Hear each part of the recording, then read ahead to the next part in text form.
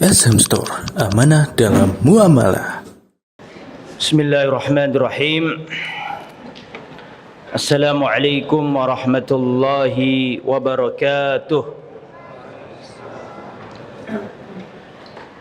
Innal hamdalillah nahmaduhu wa nasta'inuhu wa nastaghfiruh wa na'udzu billahi min shururi anfusina wa min sayyiati a'malina.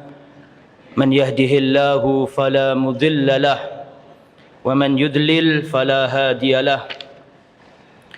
Wa asyhadu an la ilaha illallah wahdahu la syarika lah wa asyhadu anna Muhammadan abduhu wa rasuluh la nabiyya wa la rasula ba'dah. Allahumma salli wa sallim wa barik ala nabiyyina wa habibina Muhammadin wa ala alihi wa sahbihi wa man sara ala nahjihi ila yaumiddin, amma ba'd. Mahasiswa pindah ke sini. Mahasiswa pindah ke sini. Biar saya nolenya biar enggak begini. Baik. Para hadirin, mahasiswa Sekolah Tinggi Agama Islam Ali bin Abi Thalib Surabaya dan juga jamaah Masjid Darul Hijrah rahimani wa rahimakumullah. Alhamdulillah, pada kesempatan yang baik ini kita bisa hadir di Masjid Darul Hijrah untuk bermajlis ilmu, dan insyaallah pada kesempatan yang baik ini kita akan membahas tema yaitu makna kalimat Muhammad Rasulullah. Makna atau arti dan penjelasan dari kalimat Muhammad Rasulullah sallallahu alaihi wasallam. Ini adalah tema yang sangat penting karena ini bagian dari syahadatain. Rasulullah sallallahu alaihi wasallam bersabda, "Buniyal Islamu ala khamsin." Islam dibangun di atas 5 dasar. Yang pertama, syahadati alla ilaha illallah wa anna Muhammadar Rasulullah, yaitu bersaksi bahwa tiada yang berhak disembah selain Allah dan bersaksi bahwa Nabi Muhammad utusan Allah. Adapun yang pertama, la ilaha illallah, sudah dijelaskan Ustadzuna Ustadz Mubarak pada pertemuan yang lalu, betul? Enggak? Betul ya? Tentang tauhid. Intinya pada pertemuan kali ini kita akan membahas Muhammad Rasulullah sallallahu alaihi wasallam. Nabi Muhammad adalah utusan Allah. Apa makna dari kalimat Muhammad Rasulullah? Kata-kata Muhammad Rasulullah atau persaksian bahwa kita bersaksi Nabi Muhammad itu utusan Allah mengandung 4 konsekuensi. Jika 4 konsekuensi ini belum kita jalankan, maka ucapan kita wa asyhadu anna Muhammad Rasulullah hanya sekedar ucapan. Ucapan ini perlu dibuktikan, perlu dinyatakan, yaitu dengan 4 konsekuensi. Apa saja 4 konsekuensi itu? Sebagai bukti bahwa kita ini benar-benar menyaksikan Nabi Muhammad itu utusan Allah, mengandung 4 konsekuensi dan mengandung 4 pembuktian. Yang pertama, at-tasdiqu fi ma akhbar. Wajib kita membenarkan setiap beritanya Nabi. Wajib kita mengimani setiap berita, kabar dan hadis yang sudah distatementkan oleh Nabi. Itu konsekuensi yang pertama dari persaksian kita bahwa Nabi Muhammad itu utusan Allah. Ini pembuktian yang pertama. Wajib kita mengimani, meyakini, membenarkan setiap berita dan kabar yang disampaikan Rasulullah sallallahu alaihi wasallam. Itu pembuktian yang pertama. Maka jika ada orang yang menolak apa yang disampaikan Nabi, berarti dia belum jadi umatnya Nabi. Ya. Kalau ada Rasulullah SAW menyampaikan sebuah berita bahwa nanti akan ada peristiwa ini, terus dia menolak, lah, saya nggak percaya, maka kamu bukan umatnya Nabi. Karena untuk menjadi umatnya Nabi butuh 4 pembuktian. Pembuktian yang pertama adalah at-tasdiqu fi ma akhbar. Wajib engkau membenarkan, meyakini setiap kabar berita yang sudah disampaikan Nabi. Nabi Muhammad SAW mengabarkan bahwa nanti menjelang hari kiamat akan muncul Dajjal. Maka kita harus sami'na wa ata'na, harus iman, nggak boleh tolak. Kalau engkau menolak, kamu belum memaknai Muhammad Rasulullah. Nanti Nabi telah mengabarkan bahwa nanti Dajjal muncul dan banyak manusia yang tertipu. Dan nanti Nabi Isa alaihi salam akan turun ke dunia. Nabi Isa diangkat oleh Allah. Dan diterangkan dalam hadis yang sahih, di akhir zaman nanti Nabi Isa akan turun, ya, dibawa malaikat. Nabi Isa alaihissalam turun di Al-Manaratul Baydha, di menara putih yang ada di Damaskus. Dan nanti Nabi Isa akan membunuh Dajjal di Babiluddin, di gerbang pintu Lut yang ada di dekat Baitul Maqdis. Wajib kita imani. Rasulullah mengabarkan bahwa di kuburan itu ada azab kubur, ada nikmat kubur. Wajib kau imani. Rasulullah mengabarkan bahwa nanti ada mahsyar. Manusia akan dibangkitkan, digiring menuju padang mahsyar dalam keadaan telanjang, tidak beralas kaki, tidak berhitan. Manusia ketakutan. Wajib kita imani. Rasulullah mengabarkan bahwa nanti ada al-mizan, manusia akan ditimbang amalnya. Rasulullah mengabarkan bahwa nanti ada hisab. Rasulullah mengabarkan bahwa nanti ada sirat. Maka wajib kita imani. Rasulullah mengatakan, jika ada lalat masuk ke gelasmu, piringmu, bejanamu, lalat nih, kata Rasulullah, falyahmishu, celupkan sekalian. Karena lalat itu salah satu sayapnya mengandung racun dan sayap yang lain mengandung penawarnya. Maka celupkan sekalian, terus lempar, jangan ditaruh di sakumu, lempar. Saya itu boleh diminum, boleh dipakai itu air.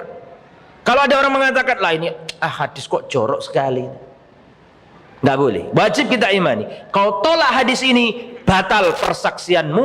Wa asyhadu anna Muhammad Rasulullah. Karena kalimat wa asyhadu anna Muhammad Rasulullah itu berkonsekuensi. Tidak semua orang yang mengatakan wa asyhadu anna Muhammad Rasulullah langsung jadi umatnya Nabi. Butuh pembuktian. Pembuktian yang pertama adalah at-tasdiqu fi ma akhbar. Wajib engkau membenarkan setiap kabar berita yang disampaikan Rasulullah sallallahu alaihi wasallam. Jelas ya? Jelas apa enggak? Ini konsekuensi yang pertama.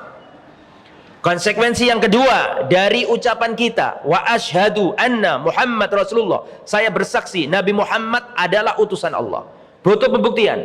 Dan pembuktian yang nomor 2 adalah ta'atuhu fima amar, mentaati perintahnya Nabi.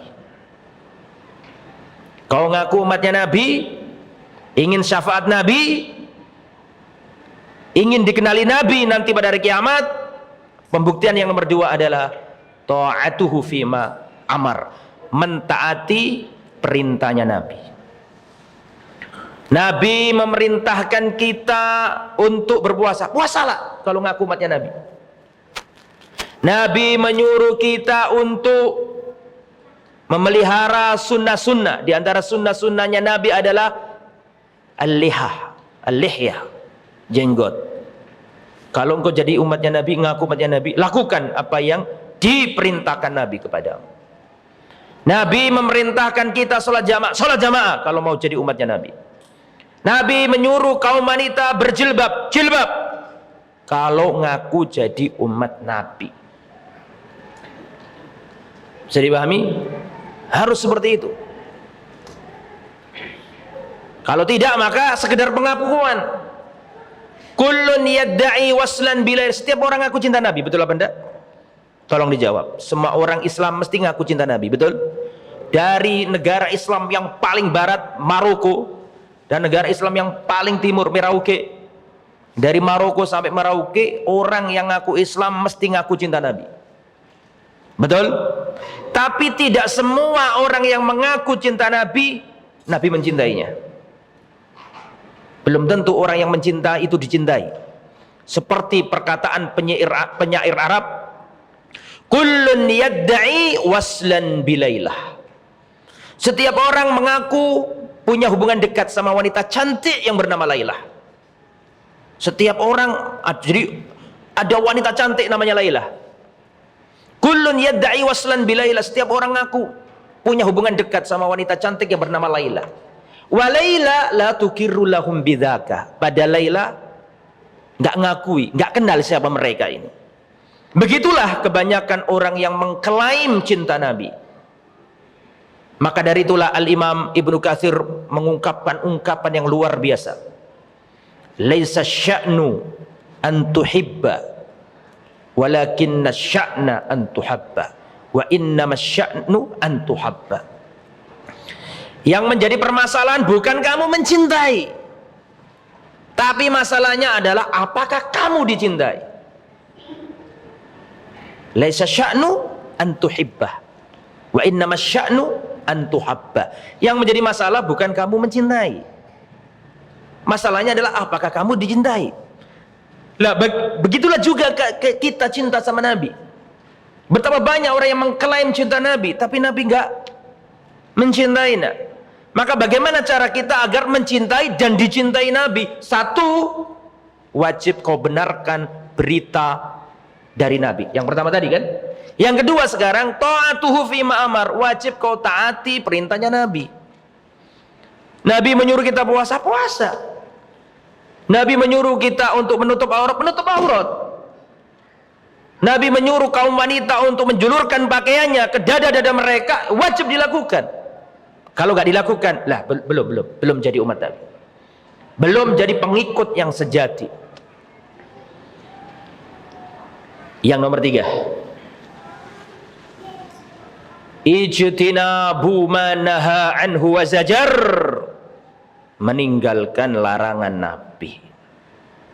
Ngaku umat Nabi, ngaku cinta Nabi, ingin dapat syafaat Nabi, nomor 3 lakukan ijtinabu ma naha anhu wa zajar, meninggalkan larangan Nabi.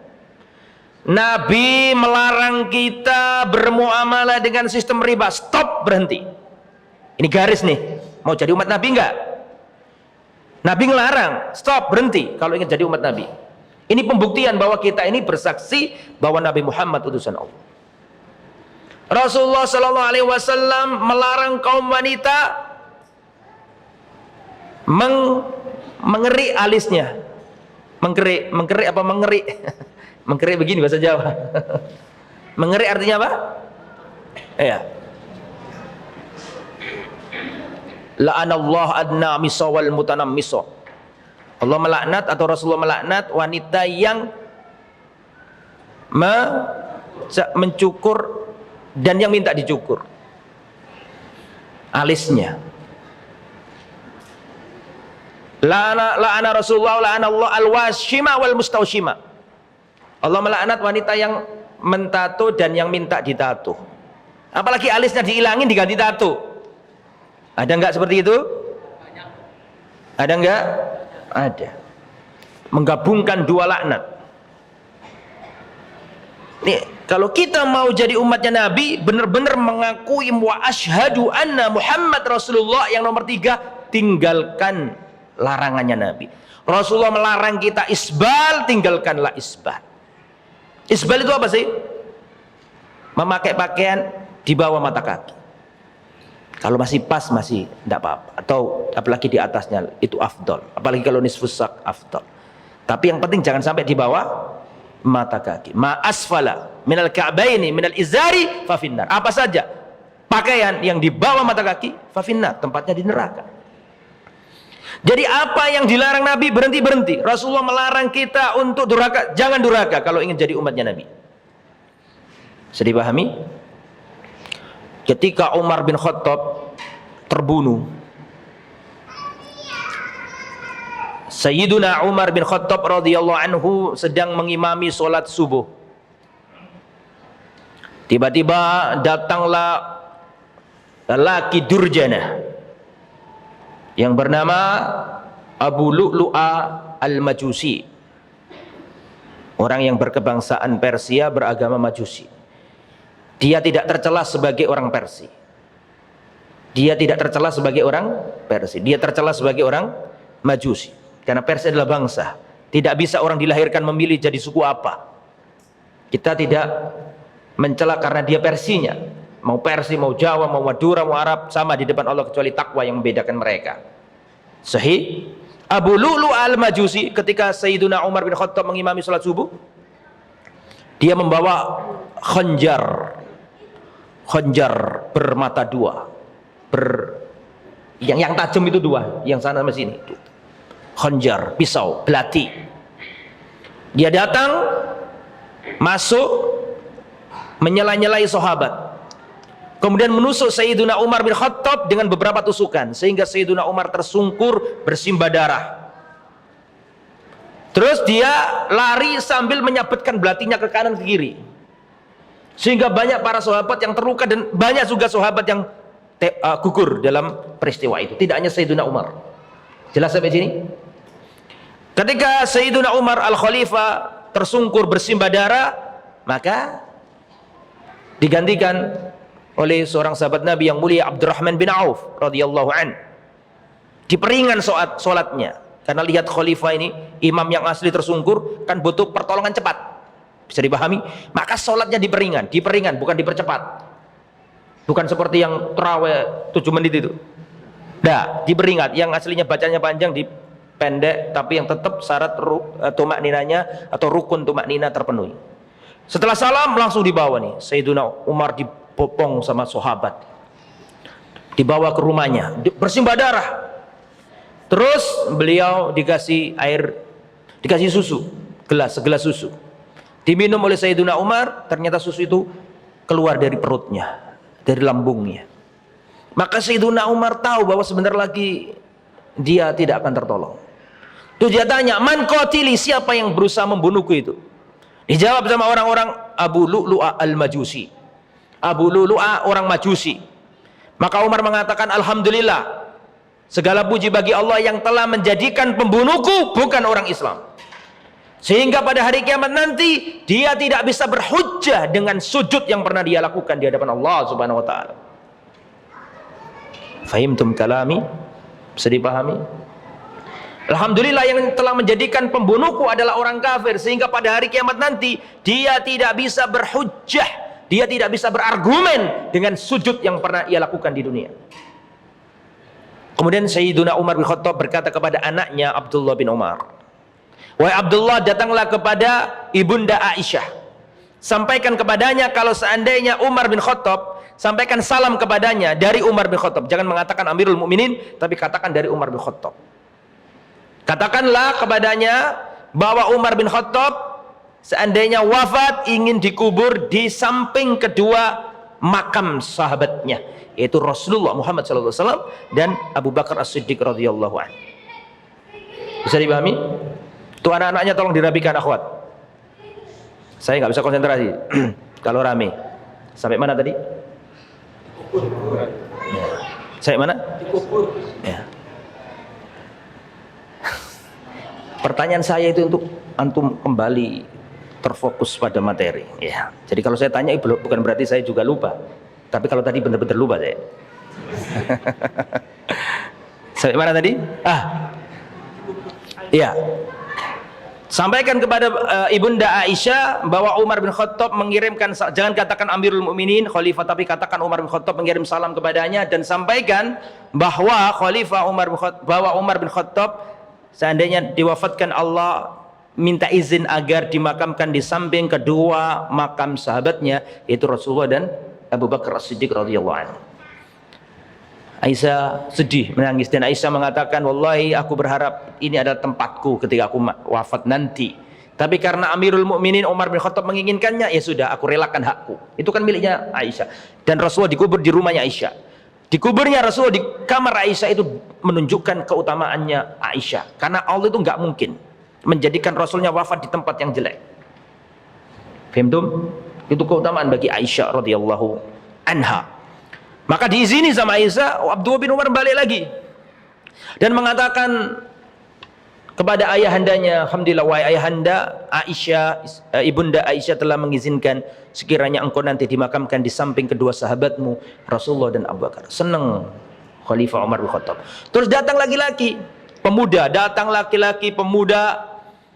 kepada Amirul Mukminin dan mengatakan, absyir ya Amirul Mukminin, bergembiralah wahai Amirul Mukminin, jangan kau berduka, kau adalah sahabatnya Nabi, termasuk yang awal-awal masuk Islam, yang menaklukkan Persia, engkau dijuluki Al-Faruq, dijamin masuk surga, la takhaf, absyir al-jannah al-jannah, dikasih kabar gembira.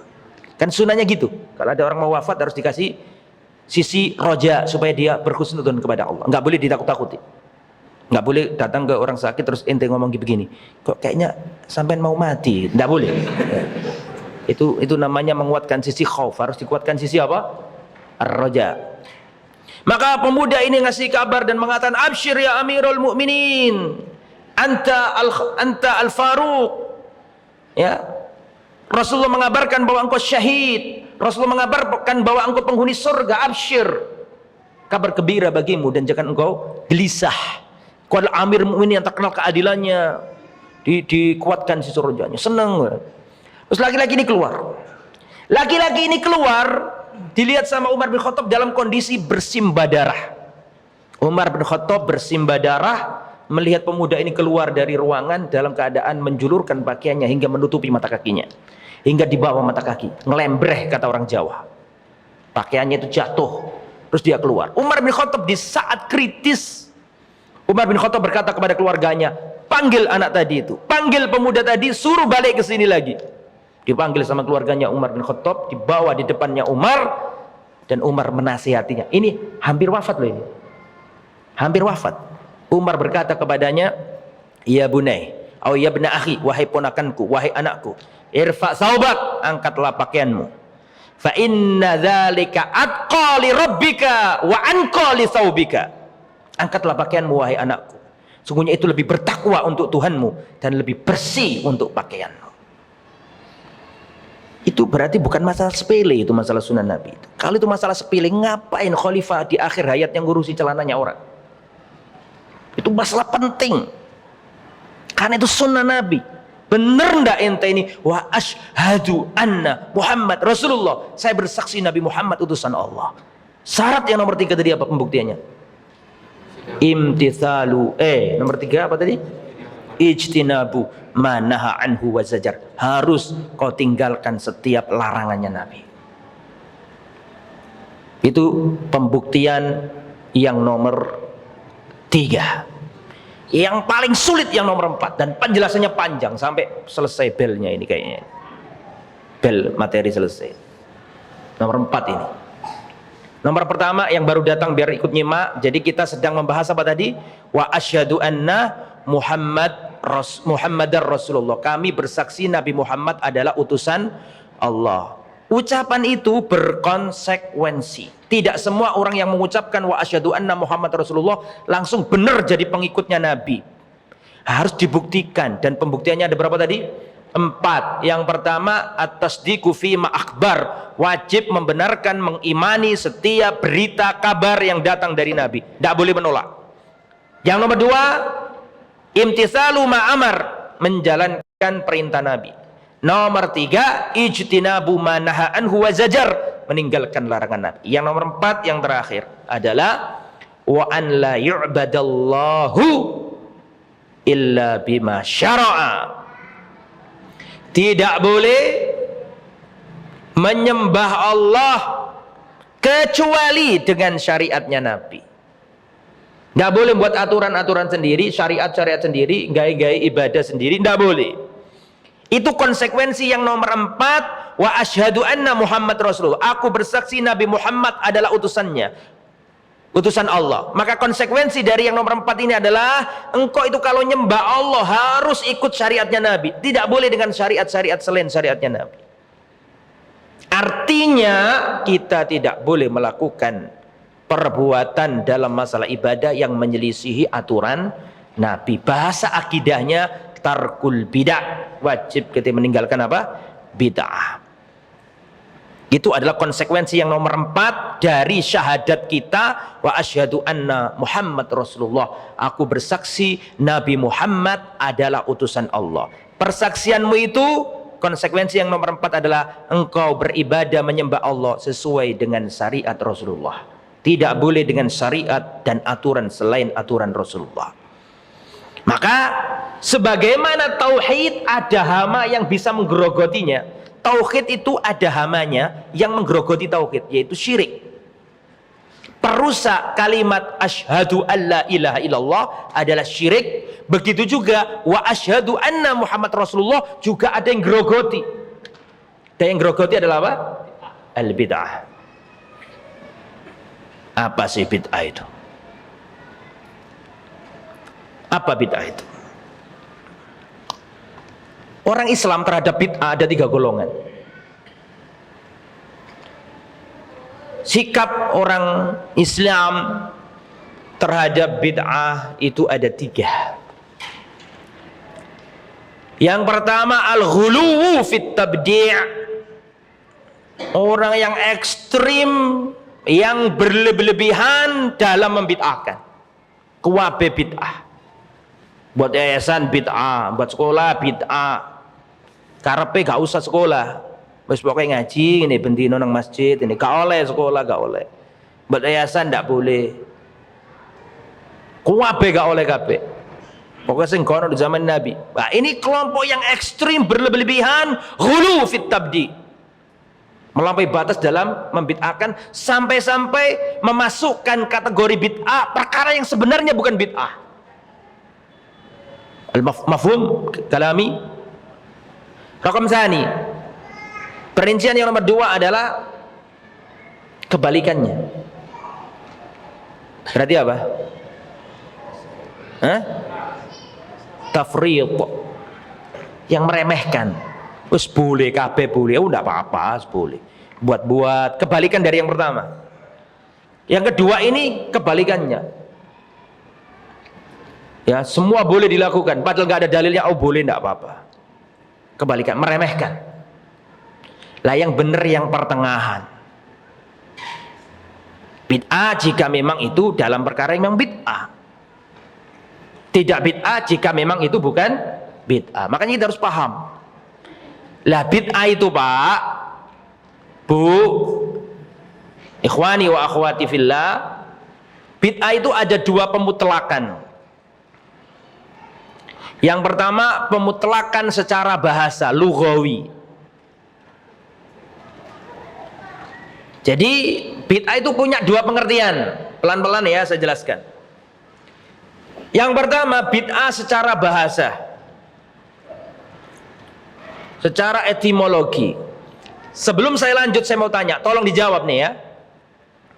Kata-kata bid'ah sebelum Rasulullah lahir, orang Arab sudah pakai enggak kata-kata bid'ah dalam keseharian mereka?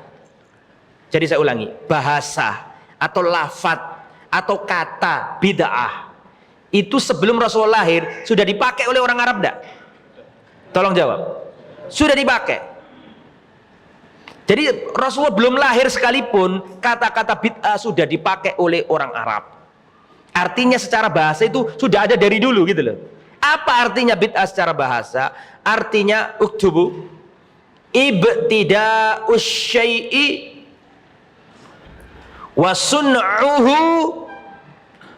min ghairi mithalin sabiq.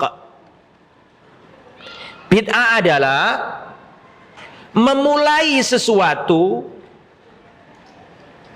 atau membuat sesuatu yang tidak ada contoh sebelumnya,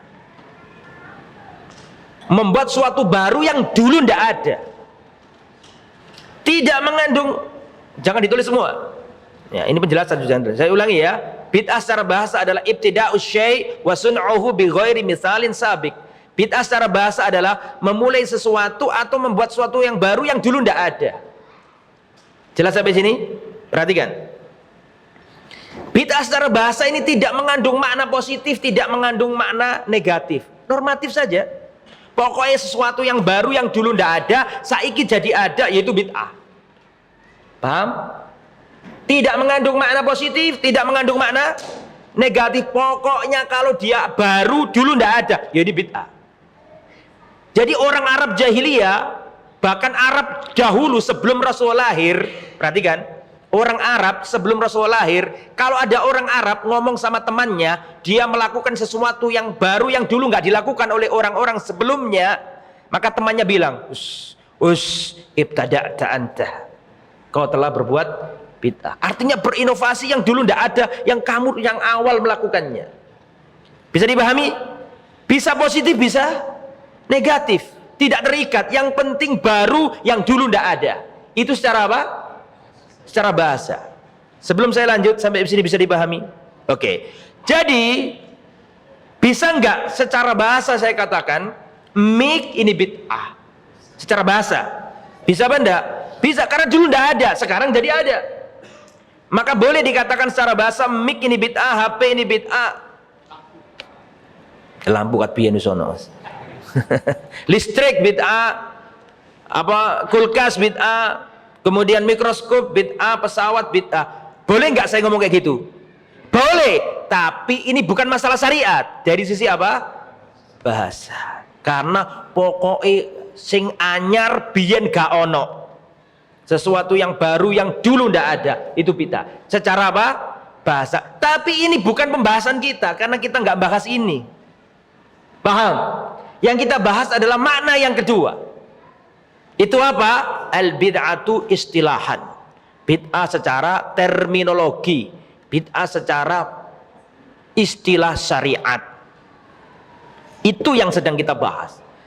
Jadi ketika Nabi mengatakan kullu bid'atin dolalah, setiap bid'ah itu sesat, itu maksudnya bid'ah secara bahasa yang tadi kita jelaskan, apa yang masalah syariat?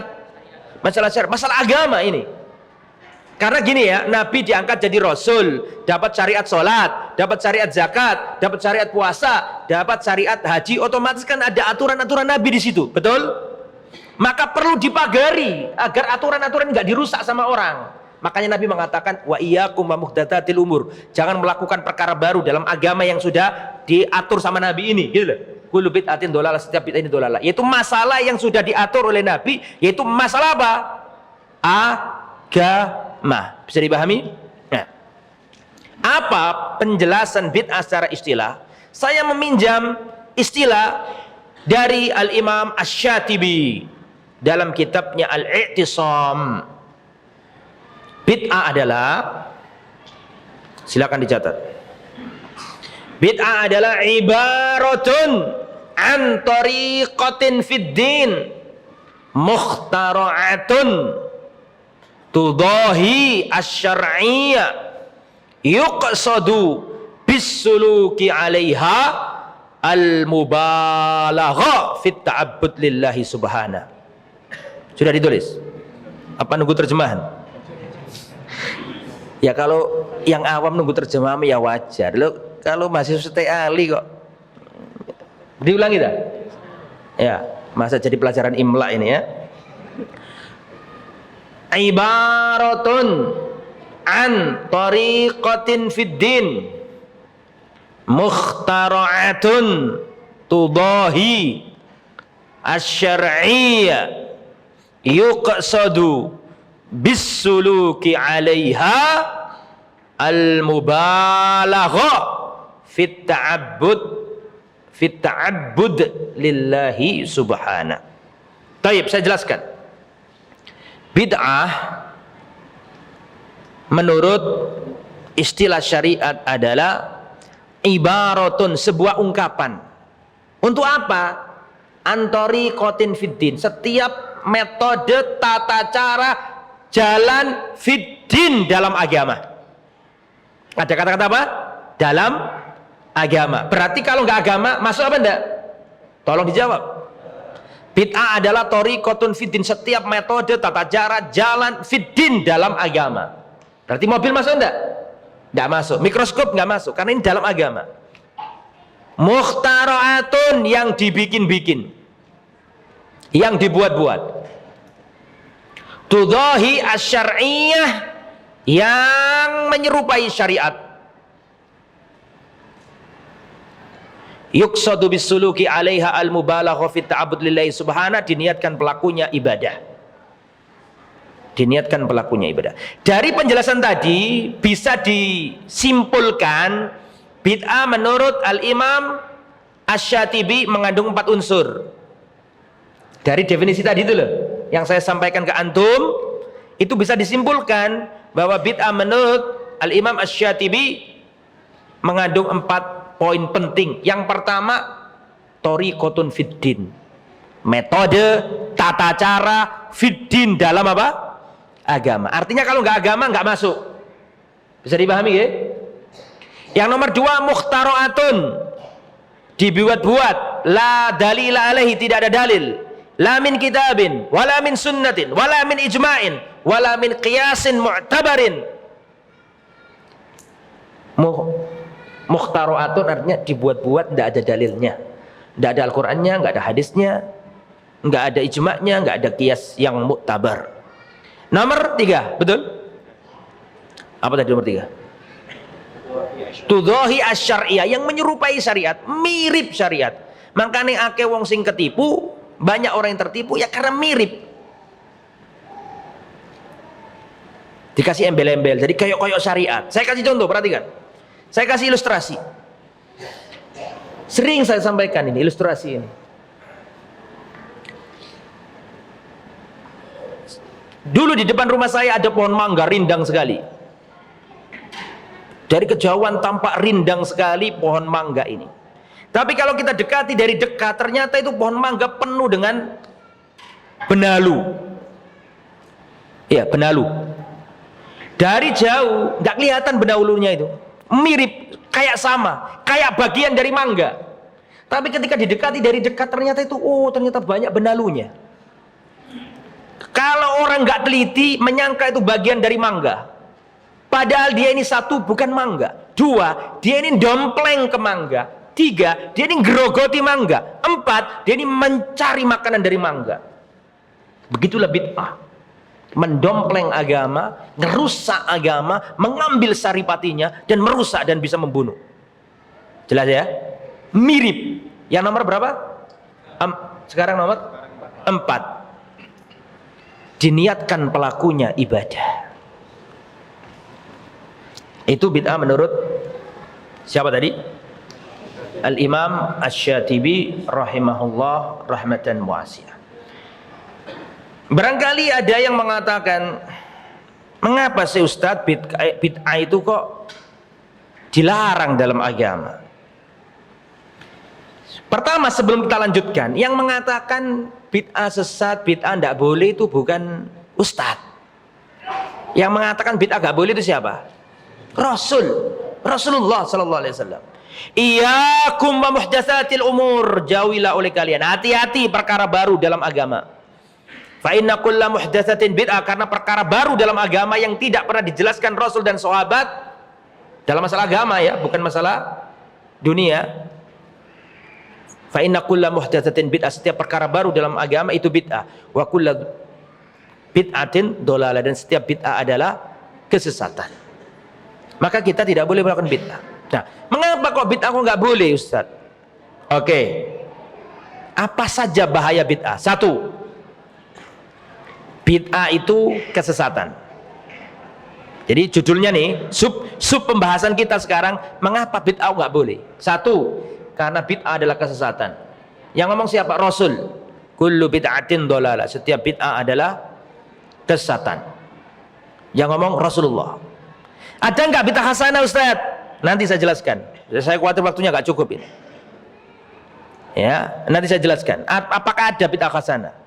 Imam Syafi'i mengatakan adanya bid'ah yang boleh, Ustaz. Iya. Terus bagaimana kita mengomentarinya? Nanti. Nomor 2 sekarang ya. Nomor 2, amalan pelaku bid'ah tertolak. Ini bahaya bid'ah yang nomor 2. Amalan pelaku bid'ah tertolak. Mana dalilnya? Amalan pelaku bid'ah tertolak. Hadis riwayat Imam Muslim, man amila amalan laisa alaihi amruna fahuwa raddun. Barang siapa beramal tidak di atas perintah Nabi, tertolak. Jadi misalnya ada orang sholat subuh 3 rakaat, tertolak. Tapi saya ikhlas Ustaz, saya ikhlas karena Allah. Ikhlas urusanmu sama Allah, tapi tetap batal. Karena engkau tidak cocok dengan sunnah Rasulullah Sallallahu Alaihi Wasallam. Ya, Allah tidak minta dari kita banyak, tapi Allah minta dari kita benar. Allah tidak minta kita beramal yang banyak sekali, tapi sing benar. Mana dalilnya? Alladzi khalaq, surat Al-Mulk ayat 2. Alladzi khalaqal mauta wal hayata liyabluwakum ayyukum ahsanu amala. Allah menciptakan kematian dan kehidupan untuk menguji kalian. Siapa yang paling bagus amalannya? Allah tidak mengatakan siapa yang paling banyak amalannya. Lah, yang paling bagus. Nah, syarat amalan dikatakan bagus 2. Pertama, ikhlas karena Allah. 2, sesuai tuntunan Rasulullah. Kapan amalan dikatakan bagus? 1, ikhlas karena Allah. 2, sesuai tuntunan Rasulullah. Itu yang nomor 2, tertolak. Yang nomor 3, mengapa kita nggak boleh melakukan bid'ah? Karena pelaku bid'ah wajahnya Allah gelapkan pada hari kiamat. Para pelaku bid'ah Allah beri wajah yang legam, gelap pada hari kiamat. Mana dalilnya? Surat Ali Imran 106. Yauma tabyaddu wujuhu wa taswaddu wujuh. Pada hari kiamat nanti ada wajah yang putih berseri-seri. Dan pada hari kiamat nanti ada wajah yang hitam legam.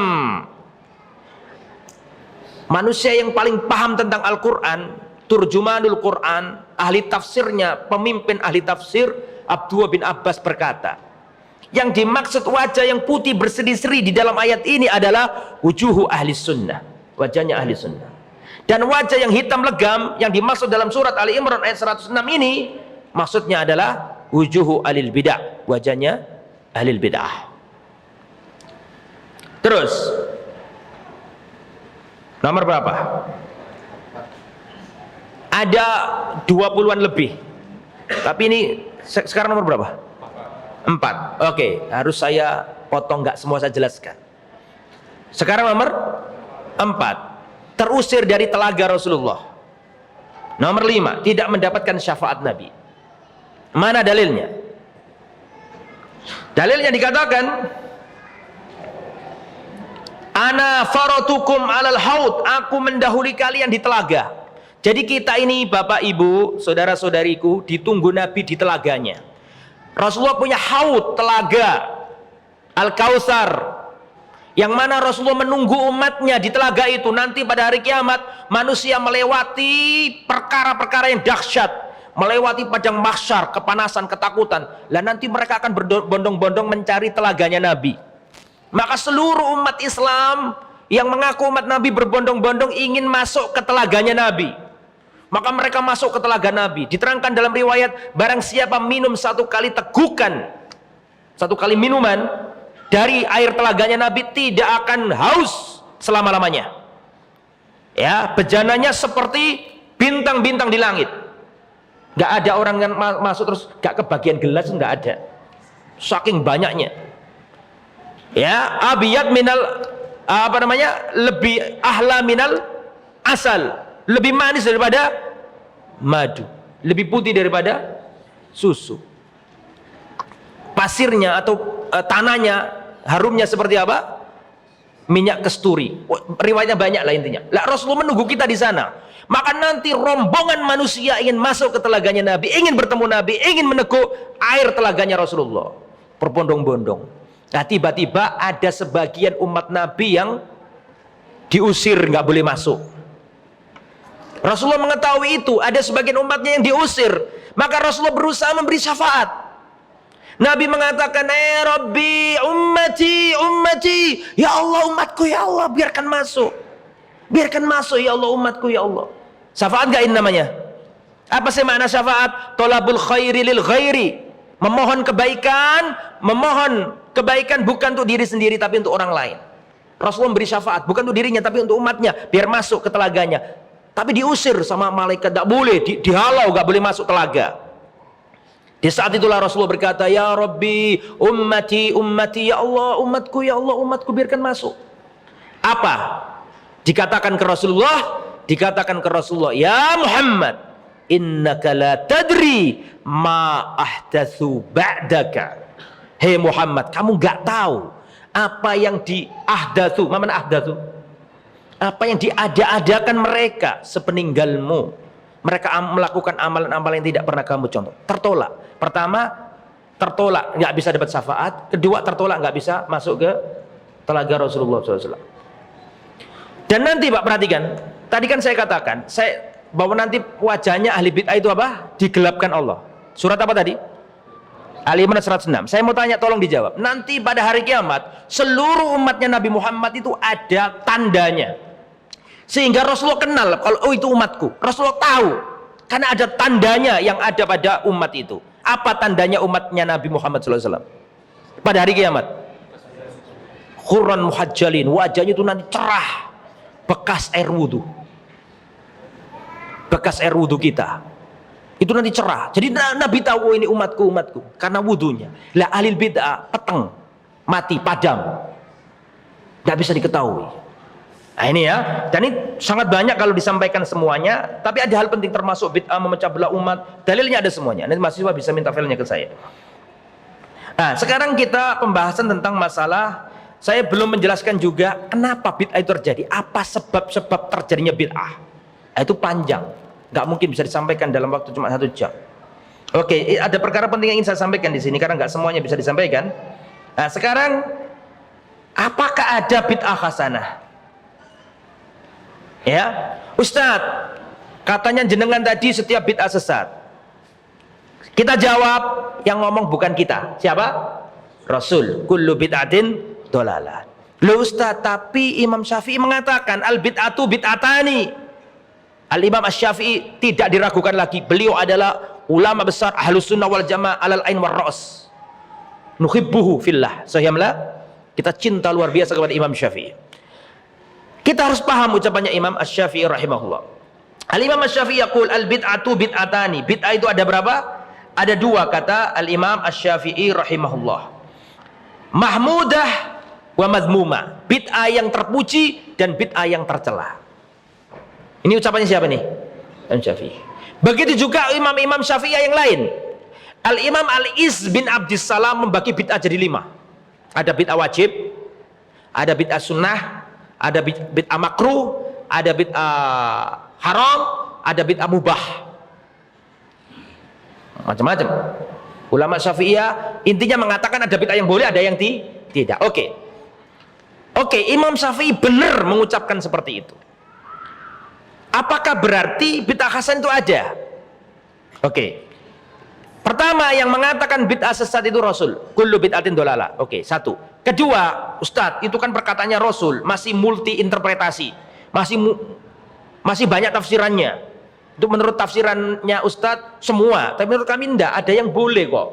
Oke, kalau kita berselisih pendapat tentang ucapannya Nabi, enggak apa-apa. Kita ikut ke orang yang paling paham ucapannya Nabi. Siapa orang yang paling paham ucapannya Nabi?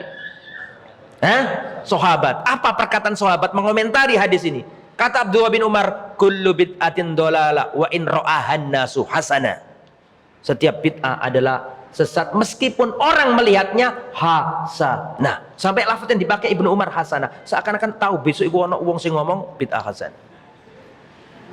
Itu Abdullah bin Umar.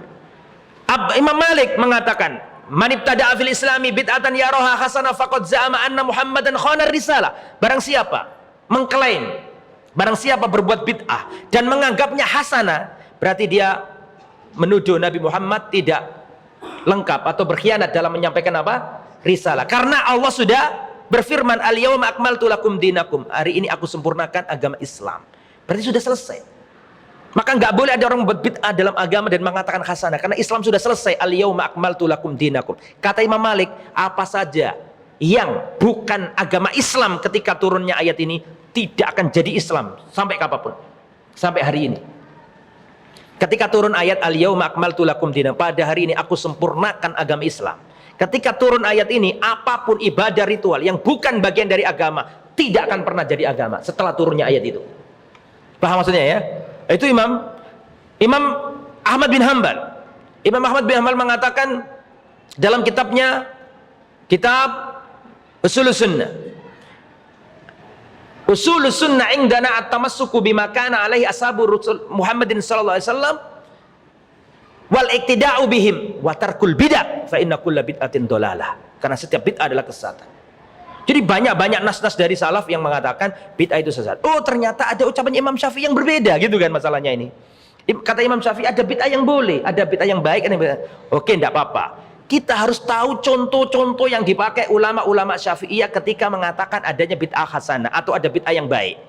Contoh-contoh yang dipakai oleh imam-imam ini diantaranya adalah belajar ilmu nahwu dan sorof. Mereka mengatakan di zaman Nabi nggak ada nahwu sorof, mubtada, khobar, tamyiz, hal. Seandainya Abu Bakar hidup ditanya, ya Abu Bakar, ma makna mubtada? La ya'rif huwa. Dia nggak ngerti karena belum ada di zaman itu. Bisa dipahami ya? Terus zaman berlalu, banyak orang masuk Islam. Mereka gak bisa bahasa Arab, belajar bahasa Arab. Orang Persia masuk Islam otomatis butuh bahasa Arab. Dibuatkan grammar bahasa Arab, dibuatkan ilmu nahwu dan sorof. Berarti kan baik ini. Dulu nggak ada, zaman Nabi nggak ada, terus sekarang diadakan. Dan ini baik, berarti ini bid'ah, tapi hasanah. Kata imam-imam yang mengatakan adanya bid'ah hasanah. Contoh lain kata mereka adalah belajar tajwid. Nun sakinah ketemu dengan huruf hijaiyah, ada hukumnya iklab, ikhfa, idhar, idhom biuna, idhom bilahuna. Di zaman Nabi tidak ada. Umar bin Khattab seandainya ditanya apa nun sakinah ketemu dengan ba, hukumnya iklab, nggak ngerti iklab. Belum ada kaidah-kaidah itu. Tapi wis bener mocone, kan gitu kan? Lah, akhirnya dibuat karena banyak orang-orang masuk Islam, nggak bisa baca Arab, nggak bisa baca Quran, dibuatlah ilmu tajwid. Dulu nggak ada, sekarang ada. Berarti boleh dong. Berarti bid'ah hasanah ini. Oke. Kita katakan, adapun yang pertama, masalah apa tadi? Nahwu sorof, itu bukan bid'ah, tapi sekedar wasilah, karena Allah Subhanahu Wa Taala mengatakan Quranan Arabian, kami turunkan Al-Quran pakai bahasa Arab. Konsekuensi Al-Quran diturunkan pakai bahasa Arab, ya kita belajar bahasa Arab. Dan varian dari bahasa Arab adalah nahwu dan sorof, bukan bid'ah. Ini mimbabil wasilah saja, maslahah mursalah. Termasuk tajwid, waratilil Qur'ana tartila, belajarlah bacalah Al-Quran dengan tartil. Supaya tartil butuh wasilah, yaitu ilmu tajwid. Maka kami nggak mengatakan ini bid'ah, kami mengatakan ini maslahah mursalah atau wasilah. Ma la yatimul wajib illa bi fawajib. Oke, anggaplah ini bid'ah hasanah. Oke. Maka kita cuma berbeda dari sisi pengistilahan, kita berbeda dari sisi penamaan. Anda menamai ini bid'ah hasanah, kita menamainya maslahah mursalah. Kalau yang dimaksud bid'ah hasanah itu contoh-contohnya seperti ini, no problem, tidak apa-apa. Meskipun kita nggak menamai itu bid'ah hasanah. Bisa dipahami enggak? Seandainya orang-orang zaman sekarang mengatakan bid'ah hasanah ada, contohnya adalah ilmu tajwid, ilmu nahwu sorof, kita katakan no problem, tidak apa-apa, berarti boleh bid'ah hasanah. Kalau itu contohnya tidak apa-apa. Seperti Imam Syafi'i memakai contoh itu atau imam-imam yang lain. Yang menjadi masalah adalah, perhatikan.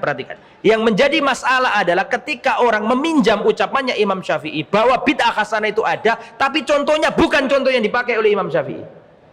Paham? Bisa dipahami? Saya kasih contoh sekali lagi. Saya kasih contoh.